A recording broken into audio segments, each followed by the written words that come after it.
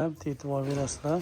Xohlasiz klavatani chiroyli qilib o'rab, ko'shlab olib, mana ko'rasizlar, bu o'sha aqlli smart kat yo'limizga ana qilishyapti, mo'ri. O'zini misol turbasidan ham qilsa bo'ladi. Endi bu ekonomiyroq varianti. Uyda egasini sharoitiga kelishilgan holda u ham bir xil vazifa teng bo'lib klavatda bo'lyapti. Uni ham shu. Xohlasa chiroyli qilib buni qopqoqlarigacha qo'yilgan. Buni tevaziga tomdan chiqarib olishadi. Azizlar, xudo xolasa chiroyli qilib qilyapti. Bitta ko'rasizlar, xudo xolasa hozir sharoitlarni to'g'irlashib, sistemalarni chiroyli to'g'irlashib, birinchi marta ko'rishim, bitta baho berasizlar.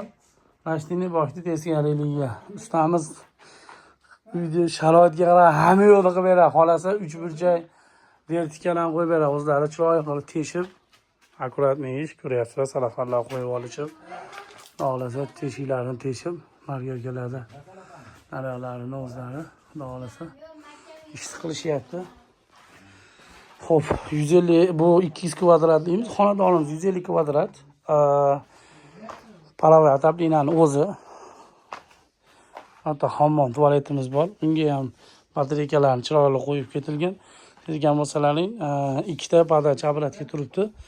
Bu shu uyimiz. O'sha 5 ta xonaga. Bu usta 50 kvadrat oshiqcha qo'ydiki, katyor xo'p nima desam bo'ladi? Qiynalib ishlamasin. Rasxodga ham juda katta ta'sir qiladi. Kuchlamasdan ishlatsa, misol 50 kilo qiladigan bo'lsa, 30 kilo, 35 kilo qiladi. Sabab misol sizlar 100 kilo ko'taradigan narsalarni 50 kilo ko'tarsalaring, 1 kilometr va 5 kilometr yurasizlar. Shuni hisobida chiroyli qilib ustamiz o'zlari o'sha aytganimizdek, undan oldingi videolarni ko'rsalaring, zotimizga borib o'zlari chiroyli qilib tekshirib, ajido hamyo'rani olib, xonadonda olib kelib, chiroyli qilib sistemalarni qilib o'rnatib beryapti. Xo'p, katyolga narxiga keladigan bo'lsak, 150 kvadratdan 2,5 kvadratgacha bor. $1100 $6000 o'rnatib berishi ham ichida qilib beramiz. Kelishilgan holda vodiydan bo'lsa $1150 o'rnatib berishi, dastavkasi, stabilizator, temir cho'tka hamma yo'g'i beriladi, mutlaqo bepul. O'rnatib vodiy bo'yicha qilib beradi. Qolgan joylariga kelishilgan holda.